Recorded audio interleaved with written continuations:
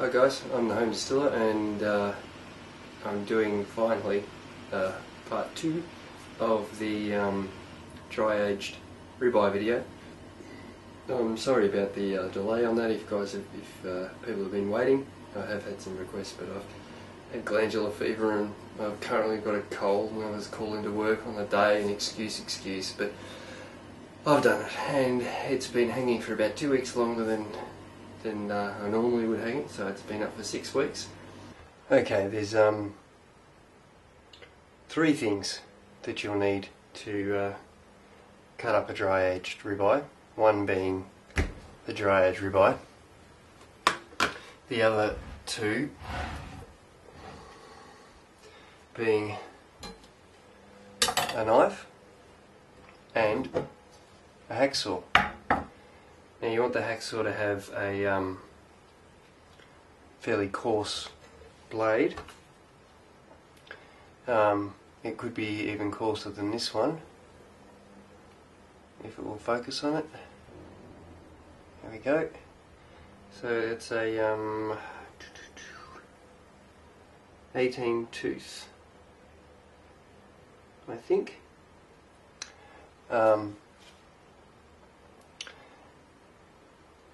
Now I'll just use a standard hacksaw. This is actually the hacksaw that I use in my shed. I give it a really good wash before I bring it inside, and I keep a hacksaw blade in the drawer that I only use on the meat. So they're the 2 main pieces of kit. Now there's one optional piece of kit which is a backpacker. Now I recommend a backpacker because it will prevent, I generally cut this down and then freeze most of it. So this will prevent freezer burn and it drying out in the freezer because it's sealed very tightly in plastic. You can wrap it in Glad wrap, but it doesn't work quite as well. So let's get to cutting it down. So I'll take the meat hook out and I'll give you a close-up of what it looks like at the moment. So as you can see, it's all dried out and gone very hard and black there, and also in on the bones, and the fat has darkened slightly.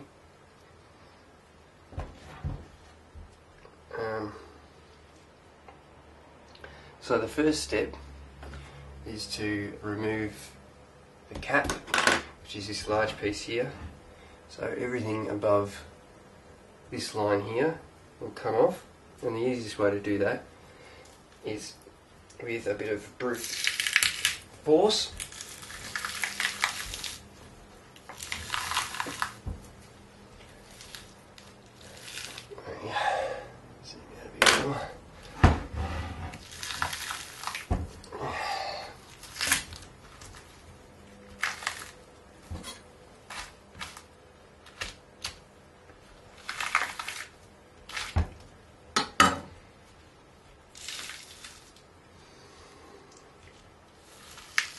I mean, you can leave this on if you like, but there is a very hard piece of sinew. Right there is a very piece of sinew that comes in and runs around there, and that is a hard gristle. So that will come back as well, like that. And it does require a bit of strength, but which unfortunately I don't have vast amounts of.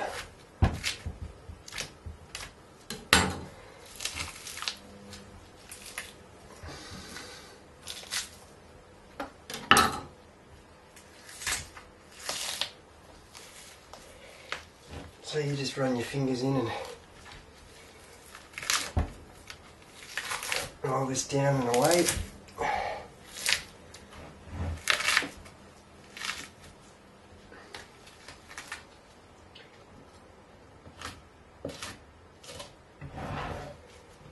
Try and get this so you can see what I'm doing.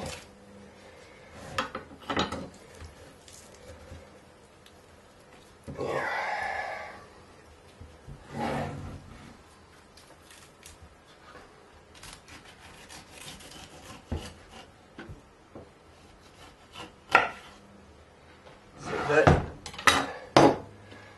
That there is the cap.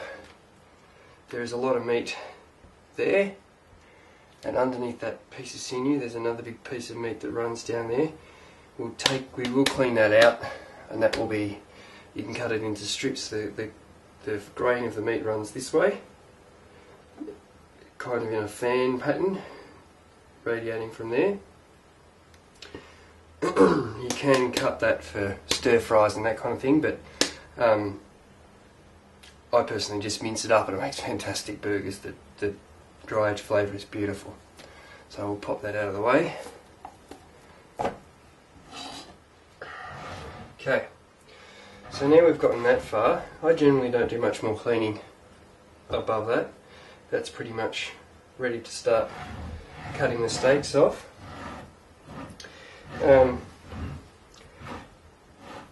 Although I would now, it just makes it a little bit easier, cut down and take that dried face off. I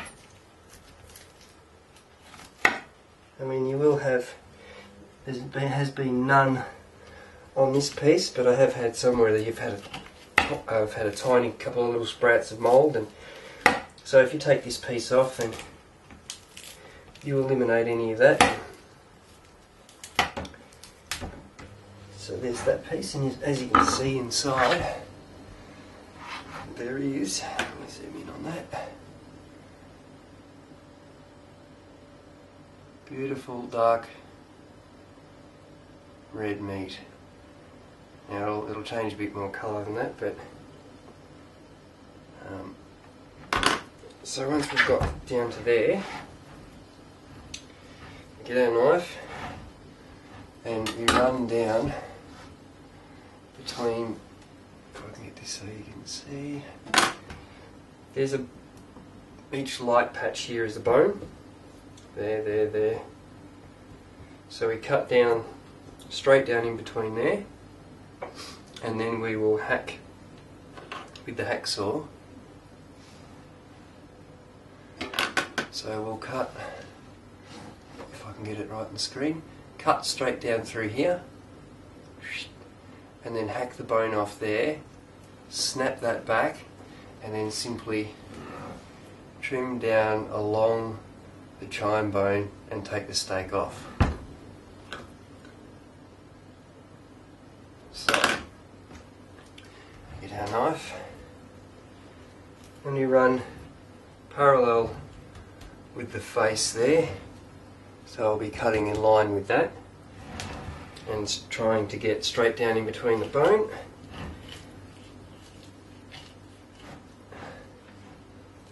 This knife is not the sharpest, as it's one of my dodgy home knives, but my missus isn't very fond of keeping sharp, and I haven't left my stones at work. So once we've cut all the way down and across, and using the tip of the knife right across the bone as much as possible, so we're right against the bone, we then get our hacksaw and we're cutting in just above the base of the rib, and if we grip it with our pointer catching the rib, so my pointer is on the rib there, the rest of my fingers are there, so I can, or they're not even putting any pressure on that, so I'm pulling back, pushing down with my palm and pulling back on that bone, pulling it towards me, while the palm pushes the rest away from me. So we'll get the hacksaw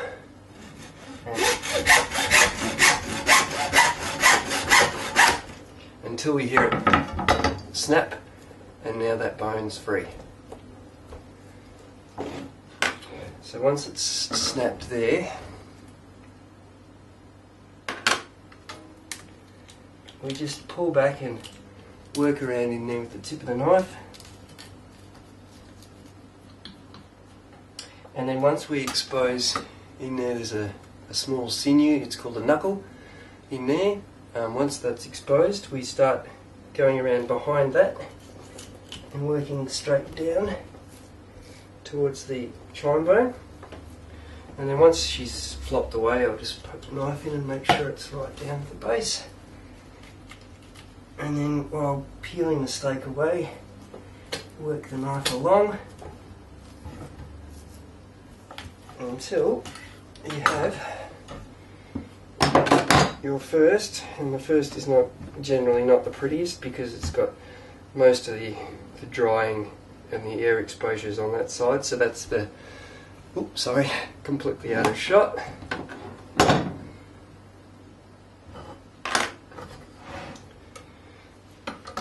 So as we can see, the top side of that, that's the side that was, and hopefully that's not actually coming up as green in the picture because it's not. It's pretty, just a grey colour, but my white balance might be out.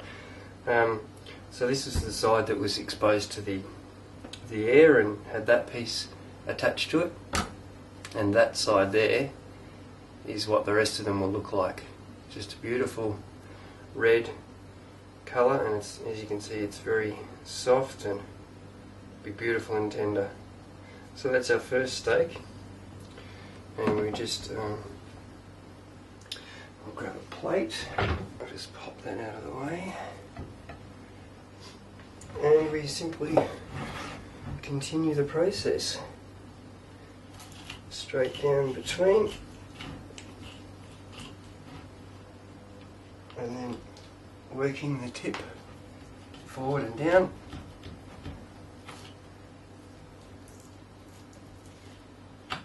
Along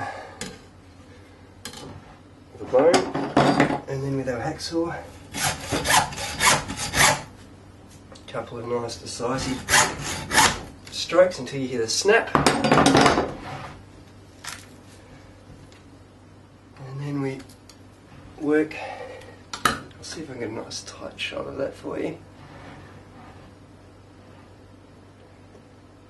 As you can see now, that bone is free, so while pulling that up, we work the knife. This is very hard, I'm trying to keep it in shot, but I'm looking at the camera, not the meat, so I'm pulling that away, and a bit of a wiggle and a bit of a tug, and there's a few bits of sinew in there you can work loose.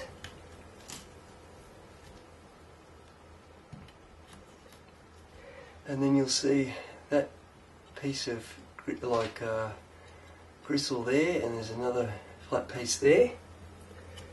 So we get our knife behind that and start working down,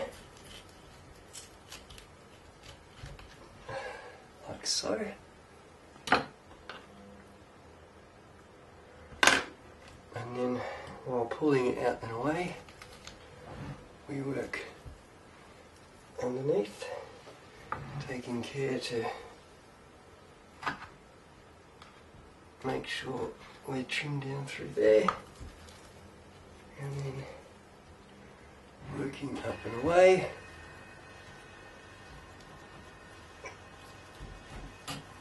Like that. And there we have, right direction, our next beautiful dry aged ribeye, and she's nice and thick. That would be about 500 grams.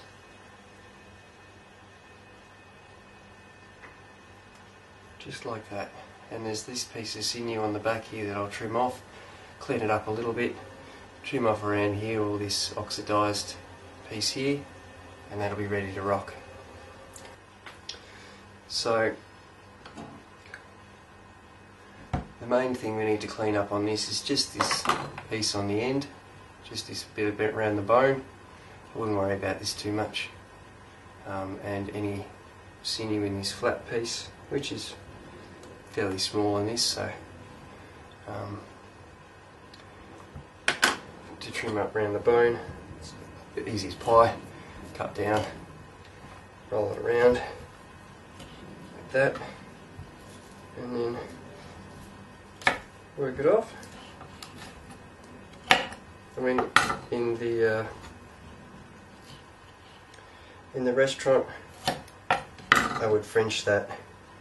Oops. In the restaurant, I would French that all the way down, clean up a lot of this sinew here.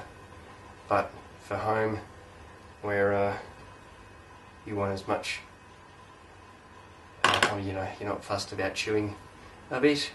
If there's any sinew, that's the way to go. Straight like that. So that's how to cut and trim a dry aged steak. Now I'll show you how to cryovac these, because of the bone and the pointy pieces either end, they will cut through even really strong bags. So we'll show you how to do that in just a second. We'll go through the steps in cryovacing this. Now what you'll need is some paper towel, preferably the tougher the better and the cheaper the better, because some of the more expensive ones have got a fragrance on them and it's not really what you want. So we make some little, you'll need 2 per steak. Make some little patches like that, and we find the steak that's been trimmed up, which would be that one, which would be that one. Now, where there'll be any problem will be along the back part here and around the top there. So we simply get one piece and we put it around there, and another piece and we pop it around there. So that's how they'll go into the cryovac bag. And we get our bag, keeping our pieces of paper on. We feed it.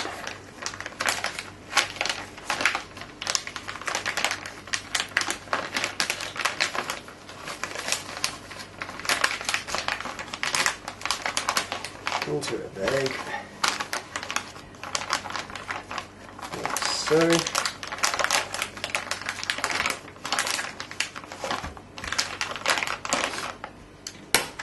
Open up our little vacker. I personally prefer the snorkel vackers because they'll do any bag that you like. Shut the top. Turn the PowerPoint on. Try that again.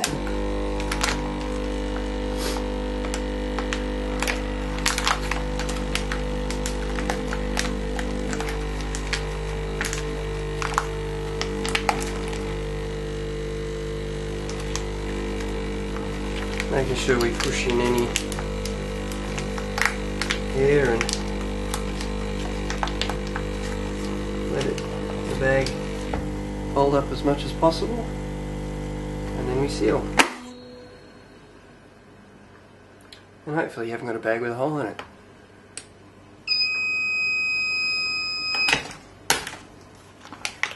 And then you have one backpack steak. Now I'll just pop it straight in the freezer like that. They'll last probably, look, if the backpack's well, the tissue paper's nice and clean, you'll be looking at about 2 weeks. I'd probably say a week and a half, frozen. It's a good freezer just about indefinitely, and you're not going to get any freezer burn or anything like that. So yeah, good luck. The next video I'll be doing is how I personally cook one. And if there's any other requests for any cooking videos or anything like that, then let me know.